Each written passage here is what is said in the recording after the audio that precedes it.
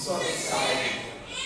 Naqueles dias, em meio a tanta chuva, tanta dificuldade, vocês foram a mensagem para nós. A empolgação de vocês, a presença nos cultos, a resposta aos apelos, a perseverança. Vocês foram a mensagem para nós, enquanto nós tentávamos transmitir a mensagem para vocês. E por isso é muito bom ter a chance de encontrá-los mais uma vez. Para quem não esteve aqui de manhã, nós fizemos uma atualização do tema. Eu sou a mensagem 2.0. A minha mãe falou sobre quem pode ser a mensagem. E ela fez um sermão baseado em Isaías capítulo 6. E ela falou sobre quais são os passos para que alguém possa se tornar a mensagem. Os passos que Isaías deu naquela experiência. O rei Uzias tinha morrido. Isaías foi ao templo para ser a mensagem. Os reis deste mundo têm que morrer na sua vida. E nesse momento de perplexidade, de frustração, de dificuldade para vislumbrar um caminho, quando o rei Uzias morre, você vai ao templo. E lá no templo, você tem a oportunidade extraordinária de enxergar o Senhor num alto e sublime trono. Você olha para cima e você vê que não importa quão importante, quão incrível tenha sido o rei que morreu na sua vida, o rei, o verdadeiro rei, está no trono eternamente. E a visão da glória do rei, num alto e sublime trono, faz com que você perceba, como Isaías percebeu, o quanto você é impuro, precário, pecador. Ai de mim, eu tenho lábios impuros e eu habito no meio de um povo de impuros lábios. Você reconhece a sua condição frágil, o pó do qual você é feito.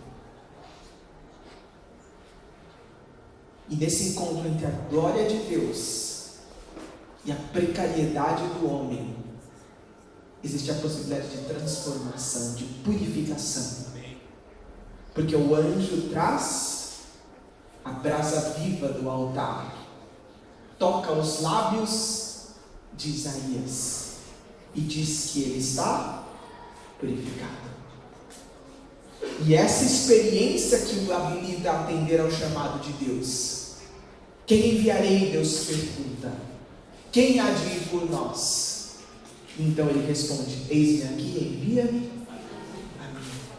Eu posso ser a mensagem, porque eu estive no templo, porque eu contemplei a glória do único rei que permanece eternamente, porque eu reconheci a minha precariedade, o meu pecado, mas ele me purificou com a brasa viva do seu altar. E agora dos meus lábios, da minha vida, pode fluir a mensagem do rei. E para concluir este dia, nós vamos meditar um pouco acerca da experiência do ministério de Isaías, que está registrada logo depois daquela do capítulo 6. Isaías capítulo 7, dos versos 1 a 7. Sucedeu nos dias de Acás, filho de Jotão, filho de Uzias, rei de Judá, que Rezim, rei da Síria, e Peca, filho de Remalias, rei de Israel, subiram a Jerusalém para pelejarem contra ela, porém não prevaleceram contra ela. Deu-se aviso à casa de Davi: a Síria está aliada com Efraim. Então ficou agitado o coração de Acás e o coração de seu povo, como se agitam as árvores do bosque com o vento. Disse o Senhor a Isaías: agora sai tu com teu filho, que se chama Um Resto Volverá, ao encontro de Acás, que está na outra extremidade do aqueduto do açude superior, junto ao caminho do campo do lavamento. E dize-lhe: acautela-te e aquieta-te, não temas, nem se desanime o teu coração, por causa destes dois tocos de tições fumegantes, por causa do ardor da ira de Rezim e da Síria e do filho de Remalias. Porquanto a Síria resolveu fazer-te mal, bem como Efraim e o filho de Remalias, dizendo: subamos contra Judá, e amedrontemo-lo, e o conquistemos para nós, e façamos reinar no meio dele o filho de Tabeal. Assim diz o Senhor Deus: isto não subsistirá, nem tampouco acontecerá. Alguns anos se passaram. Quem agora se assenta no trono é o neto de Uzias. Depois de Uzias, Jotão foi o rei, e agora o rei era Acás. Ele não era um bom rei. Os registros, tanto no livro de Reis quanto no livro de Crônicas, indicam que ele foi um rei ímpio. E, durante o seu reinado, houve uma ameaça muito grave. O rei de Israel, aqui denominado Efraim, e o rei da Síria se uniram para pelejar contra o reino de Judá. Eles queriam cortar a linhagem que vinha desde Davi, que se assentava no trono de Judá. Queriam depor Acás e colocar outro rei que eles escolheriam no lugar dele. E quando essa notícia chegou à casa de Davi, ao que está registrado no verso 2, o coração do rei e o coração do povo ficaram agitados. Inclusive, o narrador utiliza uma metáfora para dizer que essa agitação foi tão grande como as árvores do bosque, quando elas são açoitadas pelo vento. E nesse momento, Deus convoca Isaías. Deus convoca aquele que deveria ser a mensagem. É para esses momentos que Deus chama você. É para esses momentos que Deus me chama. Quando as pessoas estão amedrontadas, quando as pessoas estão perturbadas, quando as pessoas estão agitadas, como as árvores atingidas pelo vento, Deus chama os seus servos para que eles sejam a sua mensagem, para que eles levem encorajamento, para que eles levem esperança, para que eles levem força para quem está se sentindo ameaçado, para quem está perturbado, para quem está angustiado. E Deus não diz para Isaías que ele deveria chamar Acás para o encontro. O que Deus diz a Isaías é que ele deveria fazer o quê? Sair e ir ao encontro de Acás. Inclusive diz onde o rei estaria. Num ponto do aqueduto, provavelmente preocupado com a possibilidade de um cerco à cidade de Jerusalém e tentando ver uma maneira de proteger o fornecimento de água. Lá onde estava Acás, preocupado, aflito, era lá que Isaías deveria ir encontrá-lo, ser a mensagem para ele. É para isso que Deus nos chama, para ir onde as pessoas estão, agitadas, açoitadas pelos ventos, perturbadas, preocupadas pelas crises, temendo pela sua sobrevivência, pela sua condição, aflitas, angustiadas, buscando algum jeito de se proteger, preocupada com suas provisões, com o fornecimento da sua subsistência. É para lá que Deus nos envia, porque nós somos servos dele. E nós somos a mensagem dele para essas pessoas. E há um detalhe nessa história que é excepcional. Porque Deus disse a Isaías que ele deveria ir, mas ele não iria sozinho. Verso 3: sai tu com teu filho, que se chama Um Resto do Verá. O nome do filho de Isaías era uma mensagem de Deus. A esperança de que sempre haveria um remanescente, não importa a crise que o povo de Judá atravessasse, não importa os juízos que se abatessem sobre ele, sempre haveria um remanescente. Era a grande esperança, repetidas vezes transmitida pelo profeta Isaías. No fim de todo esse doloroso processo que o povo vai atravessar, haverá um remanescente. Deus ainda terá os seus fiéis. Amém. Deus ainda salvará uma parte do povo, e essa parte do povo vai representá-lo fielmente, vai cumprir os seus propósitos.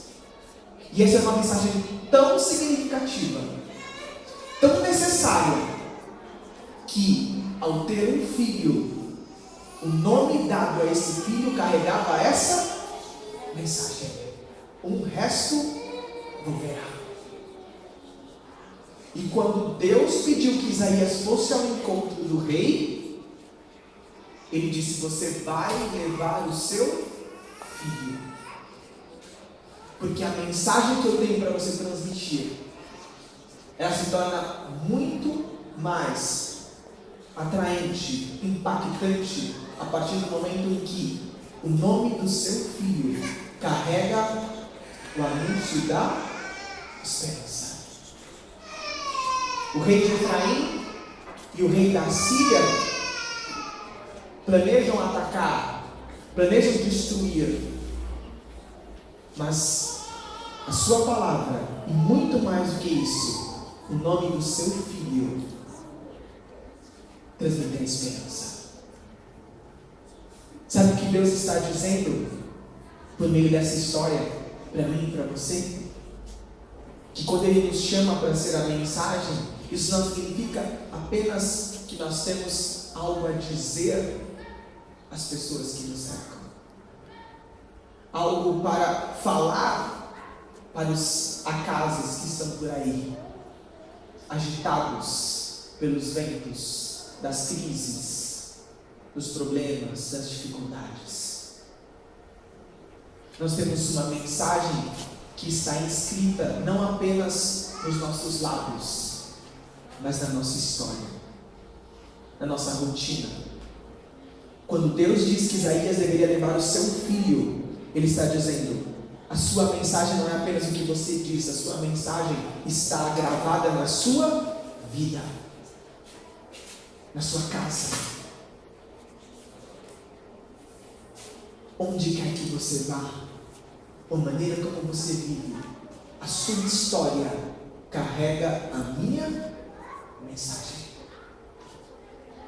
Você não vai ser a mensagem de Deus apenas usando a sua eloquência, apenas empregando o seu discurso, as suas palavras. Você tem que levar a sua vida, o seu filho, os seus relacionamentos, os seus amigos, o seu estudo, o seu trabalho, a sua rotina, o seu caminho, a sua história. Em tudo isso deve estar impressa a mensagem de Deus. Porque aí, quando você cumprir o propósito de Deus, quando você anunciar as palavras que Ele tem para você transmitir, tudo terá muito mais significado para quem ouvir você, porque estará acompanhado na sua vida. Quando Isaías leva o seu filho, e o nome daquele filho é Um Resto Volverá, ele está transmitindo para casa as pessoas que acompanhavam o rei essa mensagem. Eu tenho tanta confiança na palavra do Senhor, nesta profecia de que esses planos do rei de Efraim, do rei da Síria, não vão se concretizar, que o meu filho carrega no nome dele essa esperança. Não pregamos apenas com o nosso discurso. Quando pregamos da maneira como Isaías fez neste momento da sua trajetória, quando levamos algo que pertence à nossa vida para a pregação, ela se torna muito mais eficaz, muito mais poderosa. Não era tão significativo o que Isaías tinha para dizer a Acaz, como era significativo o fato de que algo da sua família, algo da sua história, da sua vida acompanhava e encarnava aquela mensagem. Não era apenas algo que Isaías estava dizendo, era algo que ele vivia. Ele era a mensagem, a sua família era a mensagem. Você é a mensagem, a sua família é a mensagem, o seu lugar de estudo é a mensagem, as suas amizades são a mensagem, o seu trabalho é a mensagem, a sua vida é a mensagem. E você vai encontrar os Acazes por aí, e você vai transmitir a eles essa esperança. Não importa o que esteja acontecendo, não importa quão terrível sejam as ameaças, Deus tem a mensagem da esperança. Haverá um remanescente, haverá salvação no final, um resto volverá. E para concluir, há uma dimensão ainda mais notável nesse episódio. Sabe por quê? Porque quando Isaías vai ao encontro de Acaz, levando a mensagem de fortalecimento, de esperança, e traz o seu filho como a garantia dessa mensagem, ele está, de uma forma pálida, reproduzindo exatamente o que Deus faz conosco. O nome de Isaías significa o Senhor salvará. Vem da mesma raiz do nome Jesus. Jesus em hebraico é Yeshua. Isaías em hebraico é Yeshayahu. E ele age como o Senhor. Porque Deus vem ao nosso encontro quando nós estamos na situação de Acaz. Quando nós estamos agitados pelos ventos, quando nós estamos perturbados, quando nós estamos preocupados com o suprimento de água que garante a nossa subsistência, Ele vem ao nosso encontro, Ele traz esperança para nós. Ele diz para nós, isso não vai subsistir, essa ameaça não vai prevalecer. E o que garante a palavra de Deus para nós? O fato de que Ele vem com o seu Filho. Deus o Pai vem com Deus o Filho, Ele vem com Jesus, e o nome do Filho do Senhor é a nossa esperança, é a nossa salvação. Deus o Pai vem com Deus o Filho ao nosso encontro quando nós estamos desesperados. Ele traz esperança, e o seu Filho, o nome do seu Filho é a nossa maior esperança, e nós podemos então transmitir essa esperança para as outras pessoas. A última música que o ministério vai cantar, todos conhecemos. É um clássico dentre os hinos cristãos, inspirados na cruz. E fala sobre o valor da mensagem da cruz. Sim, eu amo a mensagem da cruz. Até morrer eu a vou proclamar. Levarei eu também minha cruz, sobre uma coroa. Esse é o nosso propósito. Levar a mensagem da cruz. Nós precisamos lembrar de ser como Isaías. Não levar apenas uma mensagem que habita em nossos lábios. Levar uma mensagem que está gravada na nossa história, na nossa vida. Para encontrar os acasos. Para estender a esperança a eles. A esperança de que haverá um remanescente. Um resto volverá. No fim de tudo haverá um povo que será salvo, que vai viver eternamente com o Senhor. Que nós, mais do que pregar a mensagem, possamos ser a mensagem, traduzir essa mensagem em nossa vida, em nossa família, em nosso trabalho, em nossas amizades, em todos os âmbitos da nossa trajetória, da nossa existência. Lembrando que o que Deus pede para nós, como que Ele pediu para Isaías, é o que Ele também faz. Porque Ele vem e Ele traz o seu Filho para nos garantir que a mensagem de esperança que Ele transmite vai se concretizar.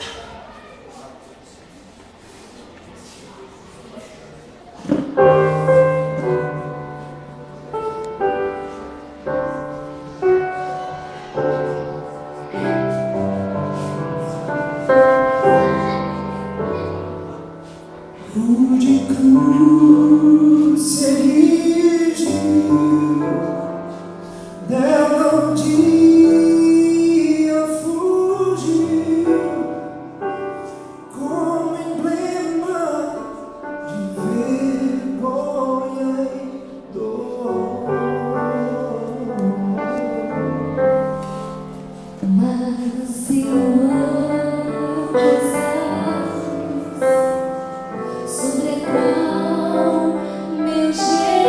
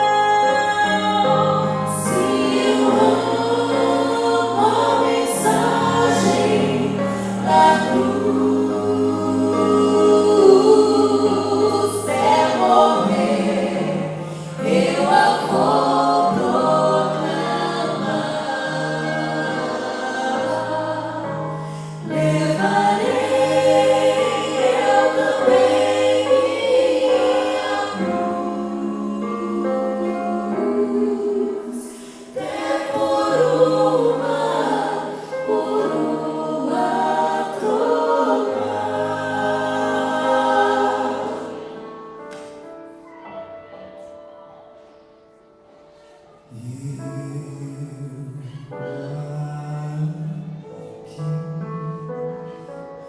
Jesus